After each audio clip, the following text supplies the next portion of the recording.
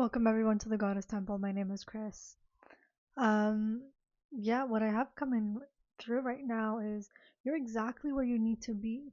You're exactly who you are, and everything about your dreams, everything about your expression, everything about you is perfect.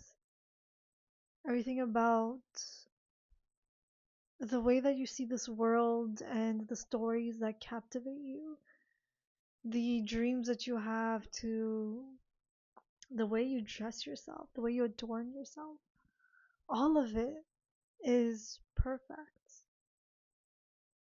The life that you want to live and create with this incredible partner that you know is real or that you already have, that you're already with. Whatever this life is, go live it. You don't need to fantasize about it. I'm not saying don't fantasize, I'm saying it's not the only thing that you need to do. Right? It doesn't only mean to live in your thoughts, right? In your dreams. It's something that you get to experience outside of you. And yes, it is a bit daunting, it's a bit scary. Even though in our minds, of course, it's fun, it's pleasurable, and all that. But when you physically live something that you have been dreaming about, oh my gosh, it can frighten you. It can bring up so many insecurities. It can bring up so many stories of, is it okay that I am doing this? Is it okay that I feel this way? Is it okay that I'm choosing this? Is it actually okay? And the answer is yes, it's okay. It's more than okay. Of course, you're allowed to feel what you're feeling, move the way that you're moving, be who you are, express yourself, be loud, laugh obnoxiously. So what someone is uncomfortable and bothered by it? Just laugh. Like this world isn't only for one person, it's for everyone. The more we get used to everyone having the space to exist and to not control and dictate if it is okay for one person to live one way and another person to live another way, the less control we have of ourselves, the more free and liberated that you can be. But I know, please take this with a grain of salt. I know that this doesn't apply to every single person because there are those that just use that as an excuse to, what is it, to ignore the signs of when someone is actually uncomfortable and they don't put in the work and the effort to actually get to know someone or to see if it's, if they're actually violating their and violating or disrupting them in some way, or harming them, right? You don't know what you don't know until you're there, right? So, but it's this radical responsible way of taking responsibility. I'm just repeating myself, but go with me here. To take responsibility for the way you're showing up, and also that it's okay that when you meet your fears and stories and limitations, that it's okay that you can push through it. And when you notice that you've pushed too much because it's actually causing harm and disruption, then there is an off balance, right? When there is peace, when there is no um, input in a way, you're actually moving in the right direction. That's the guidance. And then there is a part where it goes super quiet and it starts getting really dense and heavy. And when that starts happening, is when it's time for you to start moving again. And so the way to live your life is truly having and I know that's a bold statement, but the way to live your life is to have the capacity to weave when you have gone off balance and to harmonize it. You possibly don't know what you don't know until you start living it. And it's important to do that. The more you keep doing it, you actually get to progress in your life. And it's not just you that progresses, but it's also the people around you. It's also community, it's also society, it's also your family, your generational woundings and karmas and all of that. Just it all gets to shift. That is how you heal your ancestry, your lineage. That's how you heal your karma. That's how you heal your samskaras, right? Your imprints, your sets of habits, right? The tendencies you have. This is how you heal it. It's by trying, by finding a solution, trying, moving through, and you're like, oh, wait, no, it doesn't quite fit. And what works for you, it may not work for another person, but then at the same time, it can. So it's important that you become a self-governing source because you're the only one that can dictate, that can vocalize when something is off balance for you. Doesn't mean it's the truth for two people in the situation, or it's just that it's true for you, and for you to find a solution or a space in an environment that you get to coexist in, that supports you, that replenishes you, that nourishes you, which in turn allows you to nourish the places that you want to give in, that you're naturally drawn to give into. And this is how you move through this life. This is how you move through these places. Let yourself truly meet who you are here to be. Know that who you are here to be is so abundant, holy, and prosperous. And as you move through these places, this is where, if you're someone that likes ritual, this is where you get to ritually step into a place and integrate, where you go into ceremony for you to integrate what just happened, what just transpired. It's this transitional point, this point of finding source and finding abundance, abundance as in um, a place where source lives through, where source is expressed through. And that's actually what we are as human beings. We, just like nature around us, the thing with human beings is that we have the capacity to interrupt that flow, which is our ego, right? It has the capacity to interrupt the flow.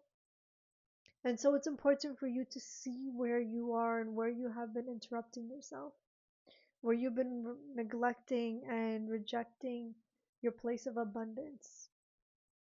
How do you move through life in a way that it makes the most sense for you and it doesn't allow you to deny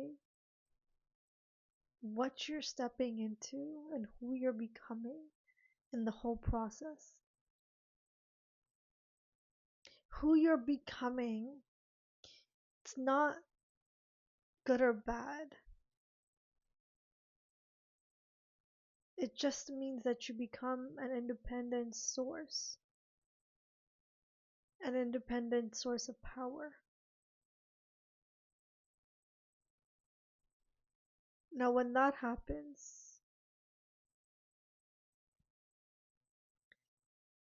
it gets a little messy with everyone because everyone begins to, not everyone, but a lot of people, a lot of organizations begins to question why you've been so independently acting, and tries their best to really make sure that you don't get to succeed anymore and get to live out what you're here to live. But that's the thing. These are all mirrors to how you've been living your life and where you have been afraid and how you can possibly live more abundantly and truly live out the journey and the life that you're actually here to live out. The restrictions, the limitations, the density, how do you move through it? Because you can't deny that it exists.